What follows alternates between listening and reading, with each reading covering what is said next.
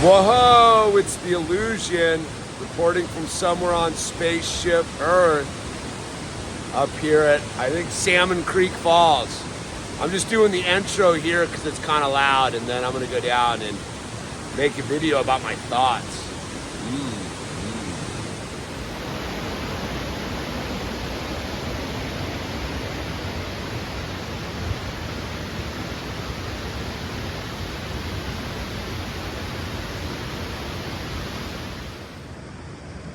That was the intro.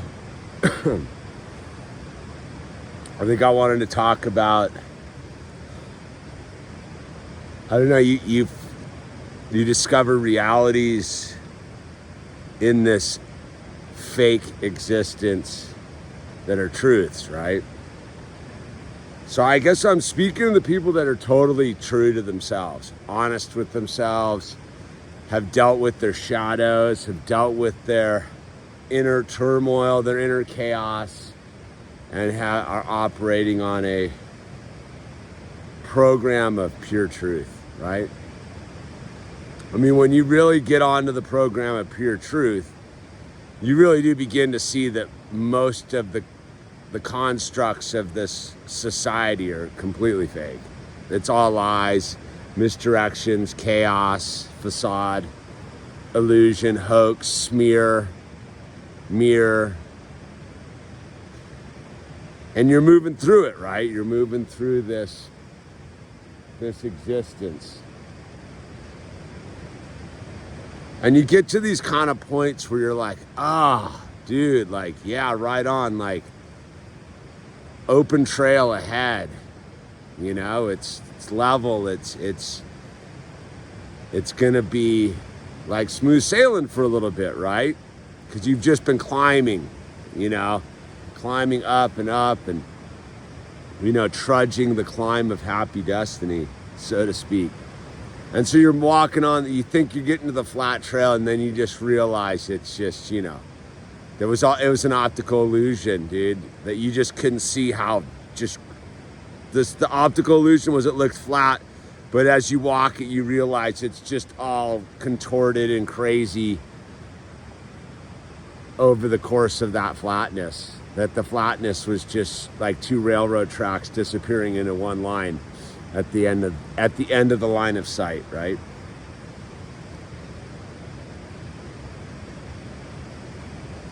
And the hard part to realize or accept or make peace with is that most people are boat anchors. Most people are really swimming to the bottom. They aren't trying to get to the surface. They aren't trying to get to the top of the hill. They're really just sinking. And the reason they're sinking is because of that thing about being truthful to oneself. To thy own self be true, right? Like, that's the whole gig. But the lie is the fear of the truth, right? Because if you really looked at the truth, you would realize how brutal this all is. So, when I was at that waterfall, you can't see, but just in the rocks, there's a baby doe or baby fawn. A fawn, right? Baby deer. There's a baby deer, dead in the rocks, dude. Oops. Harsh. Little baby, little Bambi in the rocks. In the midst of that beauty, right? And that's a hard truth to accept. And then but that's not our truth. It's those of us that are awake and moving forward and climbing and honest with ourselves and understand our character defects and our pitfalls and our negative attributes and our shadows and we've looked in the mirror and we've seen the person staring back at us. And then you realize why it's just so much harder than you would ever think it could possibly be. And you're like, why? Why is everything so difficult? Why is everything so difficult? And you realize you have these moments of clarity because you see it and you're like, oh my God, everybody is swimming to the bottom. Everybody is swimming to the bottom, afraid of the light. Swimming to the bottom, afraid of the light. And you got to keep swimming up. And you got to keep pulling these other anchors up with you. Like it's like some sort of, like just stroking for the top. Stroking for the top, trying to get to the light where the oxygen is. And you're like, you can't really look back because you're aiming for this light, this oxygen, and you can't really look down to assess what's pulling you back, because you're moving up, but it's so hard, and you're like, why? And then you realize that it's just everybody. And I don't mean that as like a black pill cop out, like everybody. It's like, it's sort of like this: if you weren't busy swimming to the light, to the surface, to the oxygen, to God, you would be least resistance, because you would be swimming down into the abyss, right? Where you're getting a different kind of light from the lack of oxygen, right? As you get closer and closer to your demise in the darkness. And so the burden of us having made peace with the person in the mirror, being honest with ourselves, is like, there's no days off. There's no days off, man. I think I got tricked recently. Thought there was going to be like a moment. I've been kind of talking about like where I could take my foot off the gas a little bit. I mean, I did, and all of a sudden we're going to mix some metaphors. We're going to go from the ocean to the icy roads, right? I took my foot off the gas, and I immediately just went into it just all went into a skid out. Not me, but yeah, me too, because I'm in the vehicle on the road. And like, I was like, oh, take the foot off the gas. And it was like traction, just fring. And yeah, I kind of spun. I've sort of just been like, whoa, and it's all been spinning. And I'm like, what the heck just happened here? And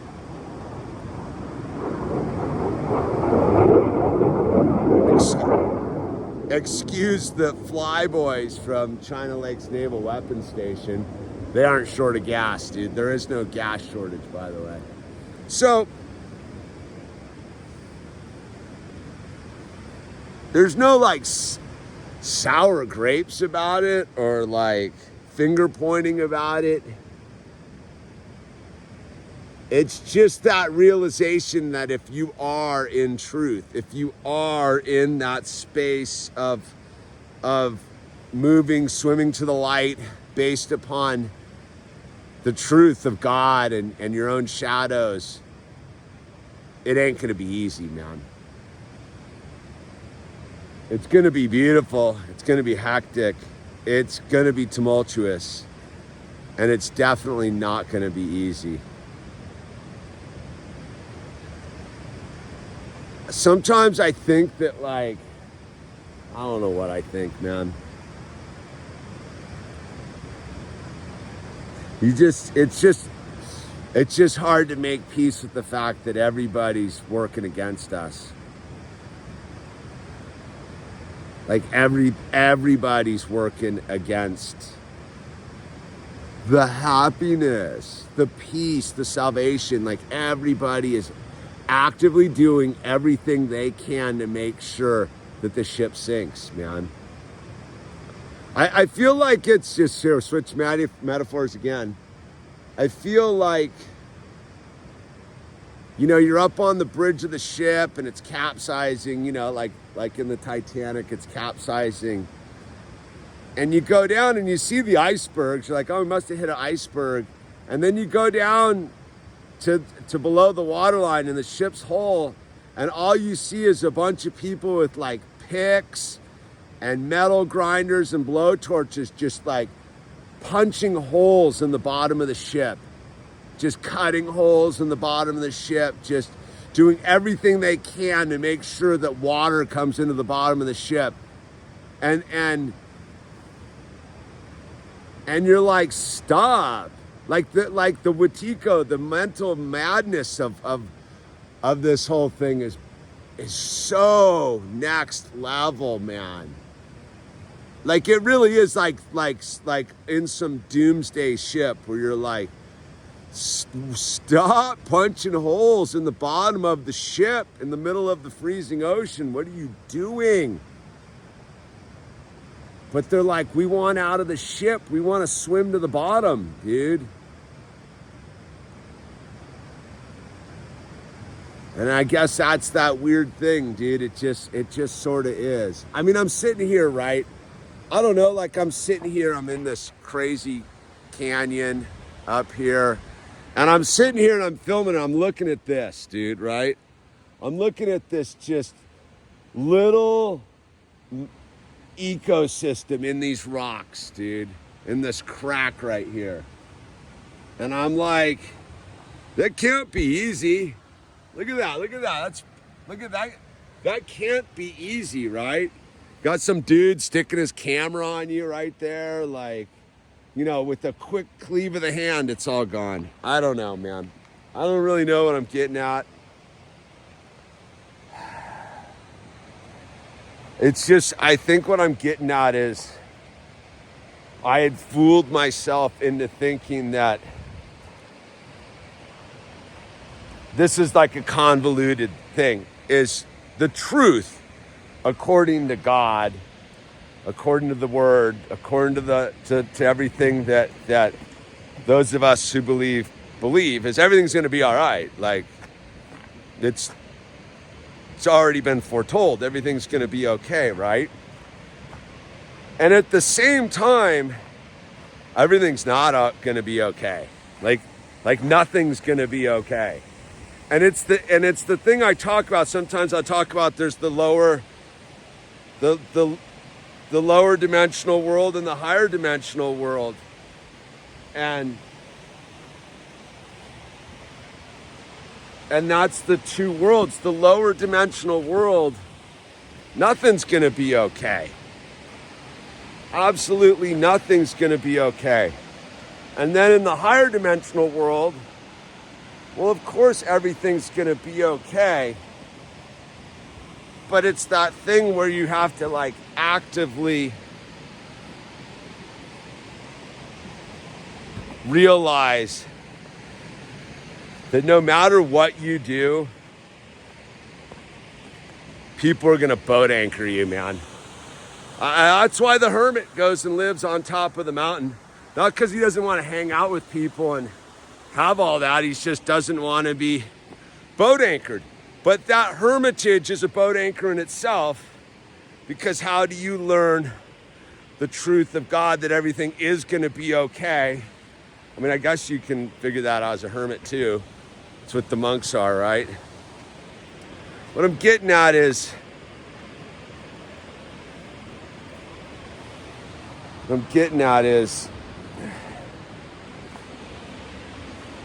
like, this is the path we've chosen, man. And you sometimes are like, what? And then you break free. I don't know. I was sort of sitting there feeling sorry for myself a little bit today. And I just got in the car and I came out here, man. And I'm like, everybody else's burden's not my problem. It's just my burden. You know what I mean? Like their burden isn't my problem. But they're a burden because they've chosen to not free themselves of the problem. But I'm not going to stop swimming towards the light.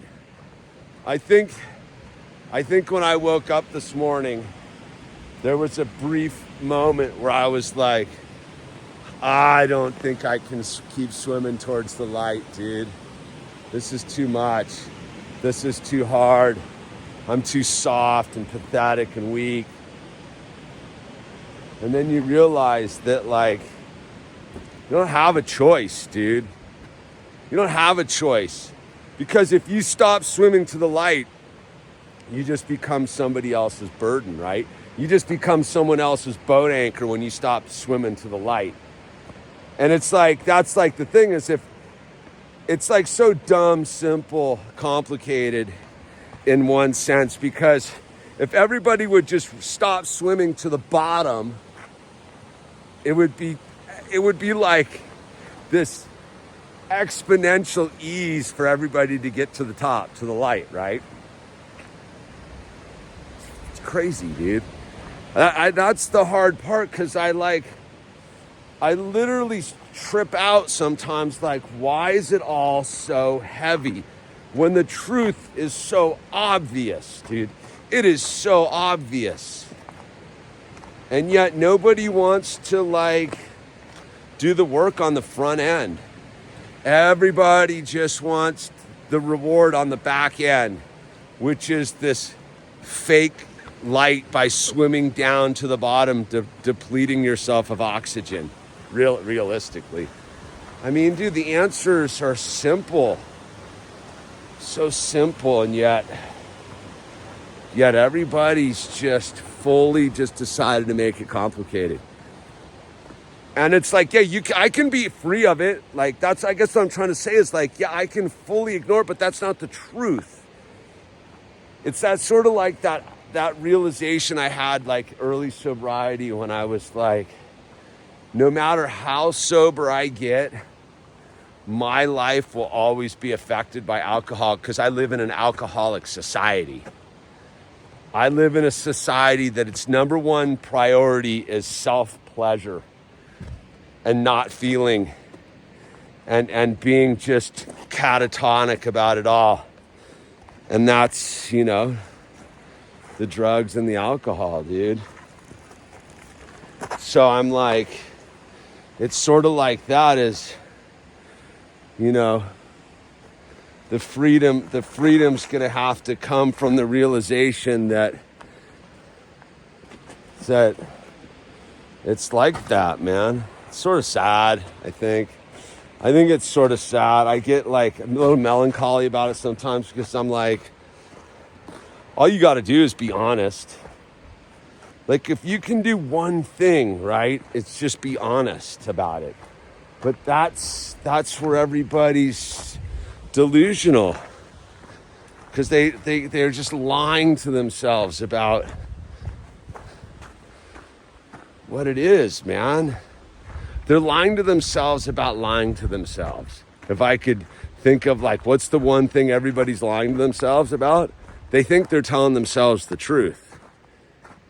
And I do that too. I think that's what I'm kind of making this video about, is a person who's a true seeker, who understands the truth, who's trying to live an honest and upright existence. I actually lied to myself and thought that there was going to be a moment where I could take my foot off the gas and just float up a little bit, right? Just float to the surface a little bit. And I instantly just got pulled further down. And I'm like, whoa. And it's like that thing, like there's this thing when you're out surfing. I went surfing like the last 3 days out in the big Pacific. And there's this thing where you're kind of sitting on the inside ready to go out, or you've caught a wave and it's shallow, right? And you're getting ready to like sort of jump over the thing, but you kind of got to get yourself coordinated. And there's all this water moving around and stuff, and it's you know, the minute you make your move, you're going to lose ground in order to gain ground. Like that's why like surfing's so gnarly, and why most people don't truly pursue it, is in order to gain ground, you got to lose ground. I don't know, dude. Was that like the 8th metaphor? The 8th metaphor in 19 minutes? What I guess what I'm trying to say, if I can try to say it again, is don't give up hope, man. Stay in your truth. Don't KO now. don't quit now. I'm telling myself this, don't quit now, dude. Don't quit now, man, or you just end up a dead deer at the bottom of the waterfall, dude. There's two routes. There's two routes. One up to the truth of God's love for you, and the other one, believe the lie and sink to the bottom, man. Brutal. It's brutal. Anyway, I don't think I should really go. I did all that like climbing, super unconscious. Like I was sort of, it's good for me. That's a part of the reason I need to start doing this more often. Like this, where I'm out, is like I was in the zone just there, dude, the last 8 minutes. I'm stoked I don't know anything that was going on. I was just expressing my truth. And my truth is that I'm okay. I'm fine. Everyone around me, I don't know, that's their decision to make, right? Everybody's got that choice, dude. Are you okay? I'm okay. Anyway, if you're okay and I'm okay, smash that like button. Use the name tags, links down below. Crowdfunded reality, you know the drill. My Etsy shop's a little limited right now, but if you get a t-shirt, I'll throw in a hat. Just put it in the little notes section, right? Free hat out of the deal. Everybody likes a free hat. Okay, Steelution signing off from, look at that, from out here, Salmon Creek Falls Trail, North Fork, Kern River, January 6th.